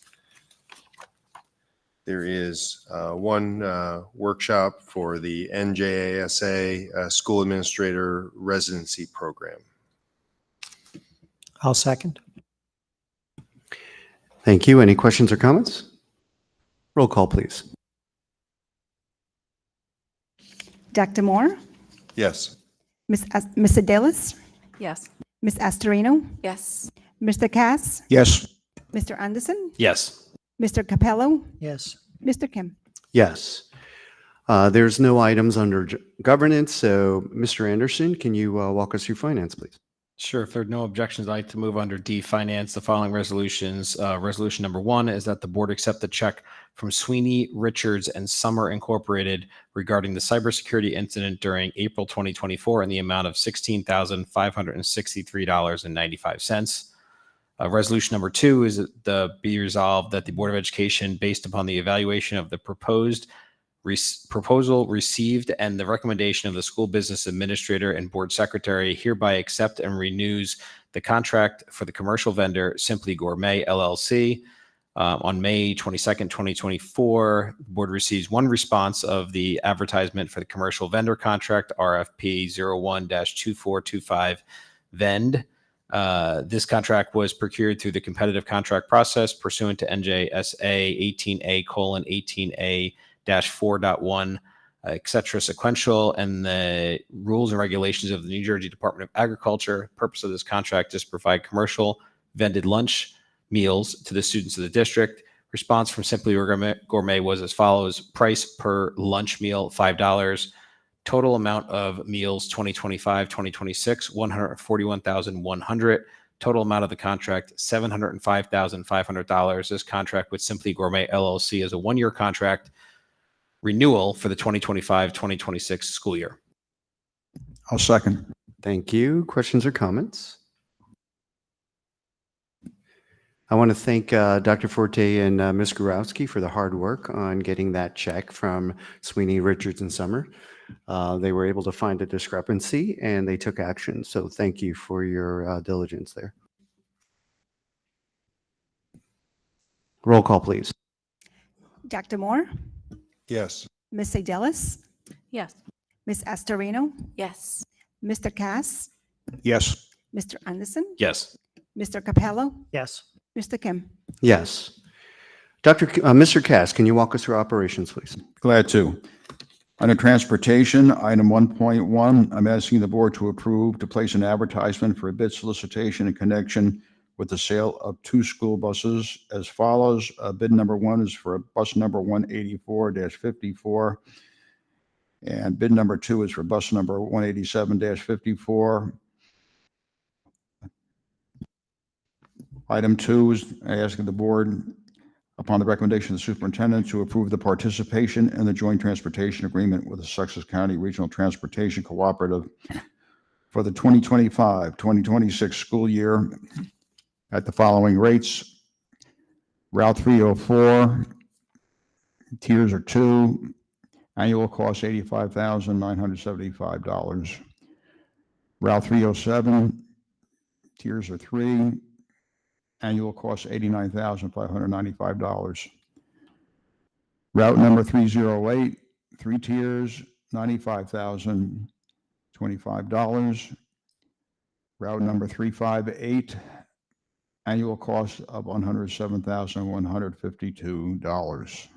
Under building and grounds, I ask the board to approve the attached quote from EI Associates in connection with the Riverview Annex roof replacement project in the amount of $7,000. I'll second. Thank you. Questions or comments? Ms. Gurowski, are you saying all 4 bids are now going through Sussex County instead of ESC? Sussex County bid out the route and a private entity or multiple private entities bid on this. Yes, and it would not be Sussex County transporting it. It will be a different company. Okay, because I think I misheard because I thought it was just route number 4 that Sussex County was going to take over, but they're taking over all 4 routes. All 4 routes. And so that's why it's over 100,000 because the accumulation of all 4 routes is going to exceed budget. That is correct. We were paying about $70,000 a year per route in the past few years. And as you can see, the numbers came a lot higher. So just to kind of clarify this for my own understanding and for the public, we were paying previously somewhere around 275, 278,000. Now we're going to be paying 378,000 Correct. ish. I mean, again, those are rough numbers, but Right. okay. That is correct. Okay. Thank you. And just once again, I think for clarification, all 4 of those routes are being bid out through the co-op, but it's one company that's going to do all 4 routes. That's correct? That is correct. One company will be transporting all 4 routes.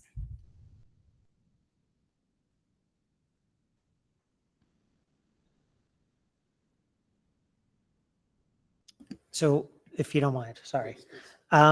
Just, I think it was worth bears under the public understanding. So this is the first time that we're going to have a public company doing the transportation for us, a private company rather. Correct. In the past, we had a co-op doing these routes. They are in the cooperative, and this is the first time that we had to go out to bid. In the past, the co-op had their own transportation and they will supply the drivers and the buses. This time, other vendors will bid on these routes, and whoever the lowest bidder is, that will be the bid that we will go with.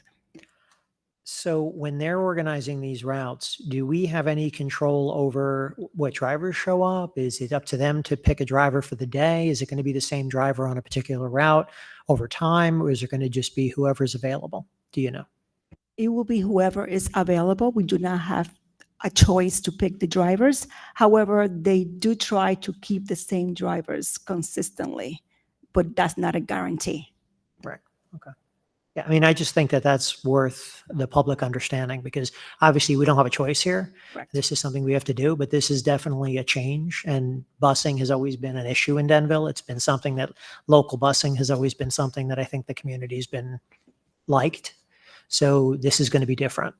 So I think we definitely have to understand that there may be some feedback there that may not be great, but we have to I think we have to kind of roll with it and try to make the best of it. So. The shortage of drivers has caused a lot of chaos, not just for Denville, but New Jersey statewide.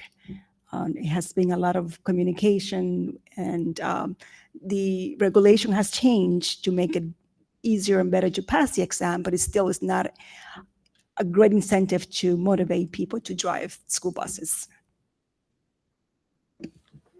Sorry, I keep jumping in, but so if there was an area for continued advocacy, this would be a big one on our list, because there are rules and things that they put in place that make it more difficult for us to keep drivers, make the incentives less for drivers to want to drive buses rather than drive for Amazon or other commercial services. So I think if there's something we should continue to advocate for with the state, I would put this very high on the list. Thank you. Yeah. If I can go back to our district goals for a second. Obviously, we're going to discuss this through operations. I think that's definitely a conversation we want to talk about in terms of projected cost over time. Obviously, for next year, this is what's going to happen, but at least to start planning for the future and what works best for the district. And thinking forward of how maybe perhaps it's a separate type of flexible position for drivers as opposed to hiring them full-time or this or that or something to that extent. So, we do offer literally almost anything: AM only, PM only, AM, PM lunch aid, AM, PM middle route. So it's like a menu of things. So we do a lot of different things. And we have some subs. We have people who retired and came back. So, we're trying the best we can. But I think the biggest thing the biggest takeaway is that Hunterdon County Ed Services provided us the buses and the drivers. Hunterdon County Ed Services is like another Board of Ed. It's a public entity. This co-op is just a group that organizes and bids out your bus routes to private companies. So the biggest difference here is we've had outsourced routes, but this is the first time we'll have a private bus company driving our kids to school on the regular routes. This is the first time that'll happen. And the worst part of it is, I mean, it's grown from started off at 3 routes to 4 routes. We're having a hard time keeping it where just at 4 routes. So it's going to be a challenge just keeping it at 4 routes rather than growing more. So, and there will be messaging going out to the public before the school year about this, so everybody understands. Mrs. Gorowski, you have 2 buses that we're selling as well. Are there plans to replace those 2 buses, even though we don't have the drivers? Or what was the, I'm not sure if the buses were actually on the budget for this coming up year. These 2 buses will expire at the end of June 2025, and we do not have it in the budget to replace those buses. We couldn't fit it in the budget. So that does effectively reduce our sort of pool of buses. Fleet, yes. Yeah, We our still fleet. have a couple of spares available. Yes, they will be reduced by 2 buses. So if through some miracle we were able to get 4 new drivers, we would have to put in an order for 2 buses to cover those. I guess my question is, do we have enough buses to even cover the 4 routes that we're outsourcing? To cover the 4 additional routes, maybe not, no. We do have 2 spares, but not 4. Mrs. Gorowski, about how many drivers do we currently have? About 29 drivers. Okay. Because I'm starting to do the math and say, how much does it cost us extra divided by 29 drivers if you added to their salary? Like, at what point can we increase the salary enough where you actually, recruit more drivers? I'm not sure if that's the only piece to it. I'm sure it's not, but it's got to be a piece of it.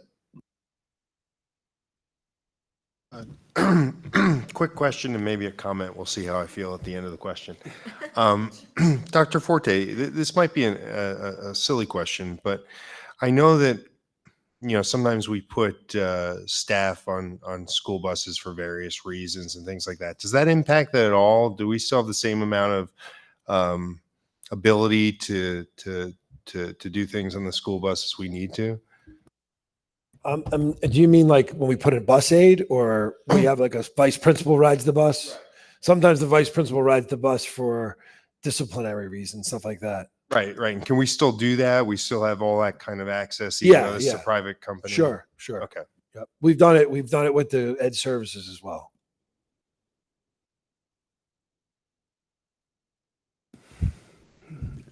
Okay, seeing no other questions or comments, roll call, please.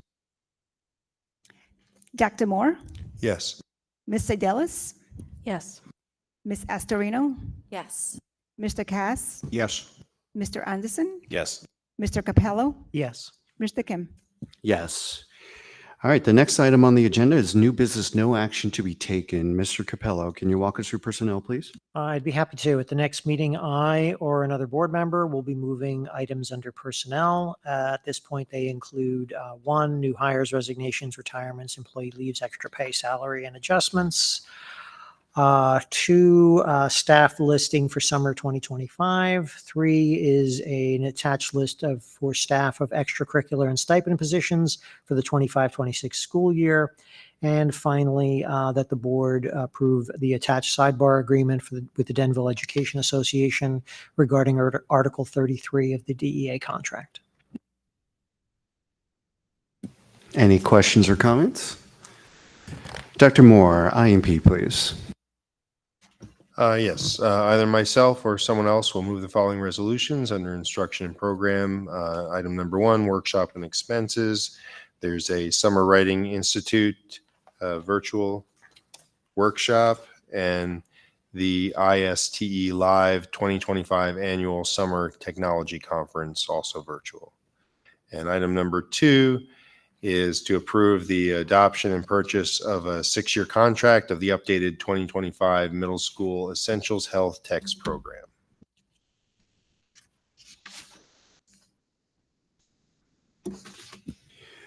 For number 2, was that already in the budget and we're just approving the contractor or the contract? Yes. Great, thank you. If there are no other questions or comments, the next item would be governance, which is empty. Mr. Anderson, finance, please. Sure, myself or someone else. At the next meeting, we'll move under finance, the typical checks list, as well as item number 2 will be the capital reserve transfer, which we do each year. Item number 3 will be the maintenance reserve transfer that we do once again every year. Item number 4 will be the approval authorizing the board business administrator, board secretary to proceed with all necessary entities for the 2024-2025 school year, including cancellation of purchase orders, stale dated checks, transfers, etc. This is once again an end of fiscal year process for us.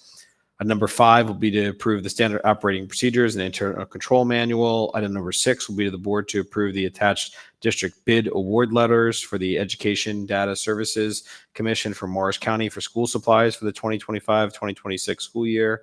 And then finally, item number 7 will be the board to approve the agreement between Home Care Therapies LLC, DBA Horizon Healthcare Staffing, along with Horizon Restaffing Resources, both referred to as Horizon and the Denville Board of Education. Horizon shall provide the Denville School District on an as-needed and as-requested basis the full range of staffing services, including registered nurse, licensed practical nurse, certified nursing assistants, health aides, paraprofessionals, as well as clinical and non-clinical staff, herein referred to as temporary staff for the 2025-2026 school year. Questions or comments? Mr. Cass, operations, please. Under transportation, I'm going to ask the board approve the following parent transportation contracts for the upcoming school year. They are listed items A through E. And under building and grounds, I'm going to ask the board to approve the submission of the anticipated facility request for the upcoming school year to the Morris County Superintendent of Schools. The Denville Board of Education does not anticipate applying changes of use and or dual use for the 25-26 school year. Item 2.2 is for the Board of Education to approve the attached revised facilities usage forms for 2025-2026 as referenced in CC3 and FC3. Questions or comments? Maris, did you have something to say about the facilities form? I know you were talking about some changes. The yellow change is just making people aware of any allergens. But I know you talked about something too. We're just making slight changes to the fee for the profit organization by $5, just because, especially for the Sunday usage, because we had to pay the double time to the staff. So we just want to make sure that we cover our cost. Not to the nonprofit. The nonprofit stays the same.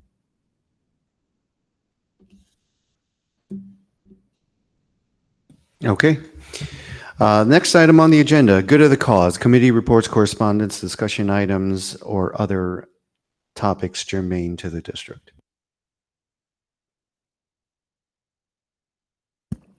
Good of the cause. I had the opportunity to go to the farmers market this past weekend and see all of the work of the green team, and the students presented,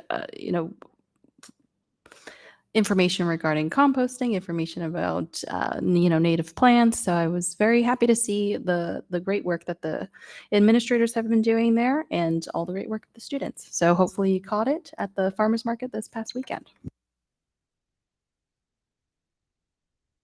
Additionally, last Friday, I was able to go to the New Jersey School Board Association's presentation on AI. I met a lot of administrators and board members who are hesitant to work with the AI. I think we have a real opportunity to jump ahead of this and create some policy surrounding AI specifically for teachers, teacher-facing, what they can and cannot do, kind of getting out in front of the situation as opposed to trying to catch up later. I have just the agenda here if anybody would like to look at it. I was able to go to a number of presentations for the day. I will say I did send all of you a PowerPoint presentation that was provided by East Brunswick School District, which is a K through 12. And they already put together a work group with the community, bringing everybody, all the voices together.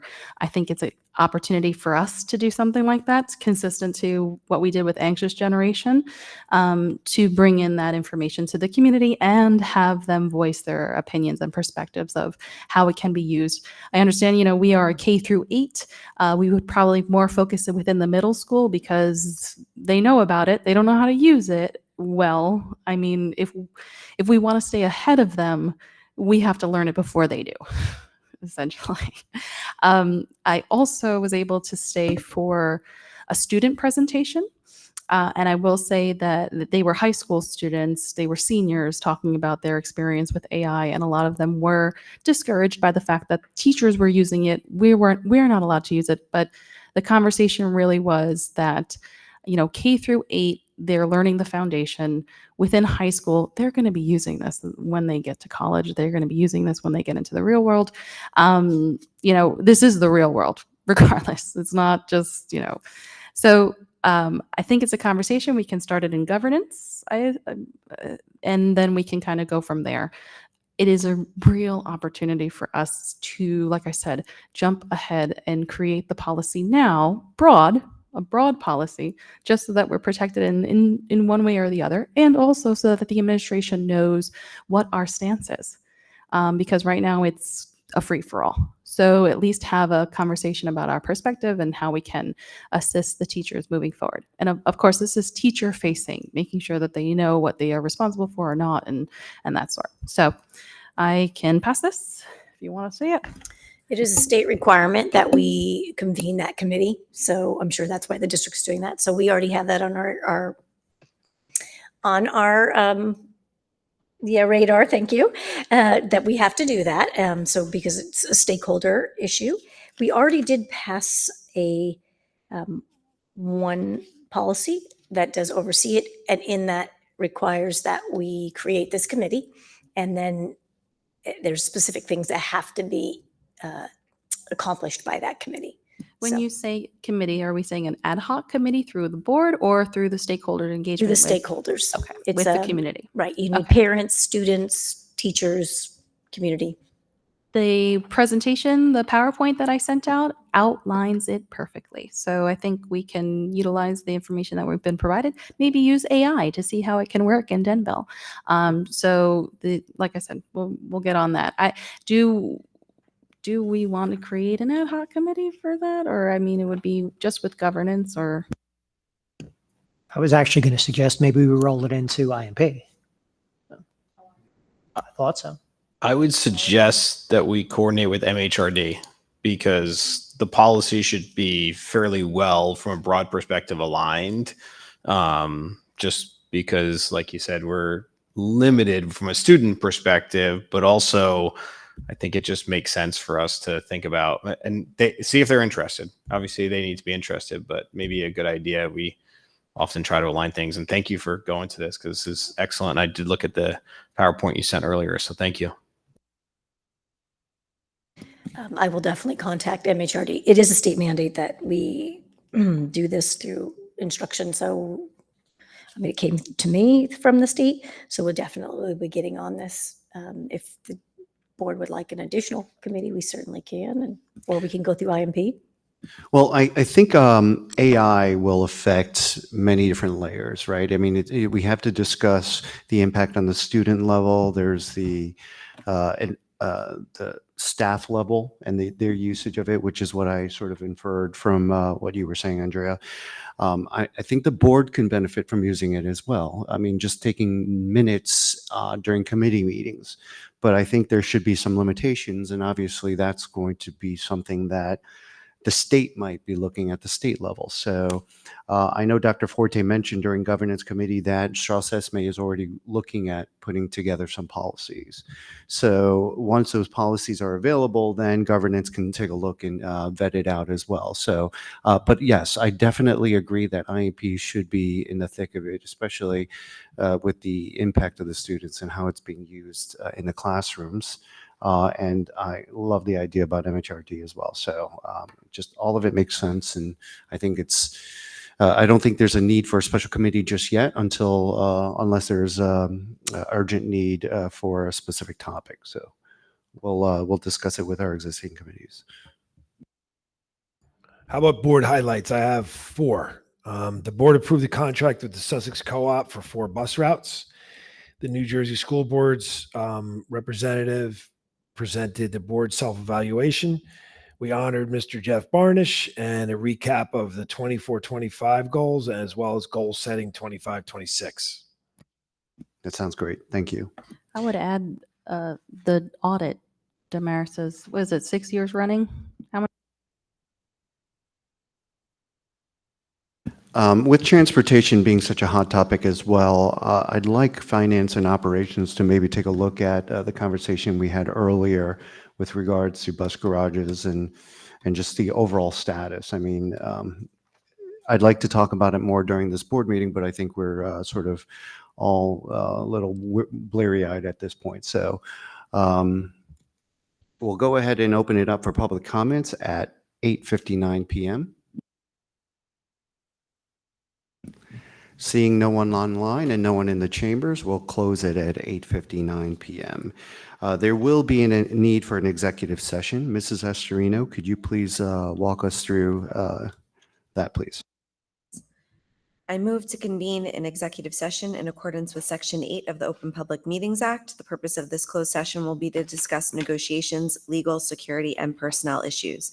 Minutes of this session will be made available to the public when the need for confidentiality no longer exists. Second. Thank you. All in favor? Aye. Any nays? Abstentions?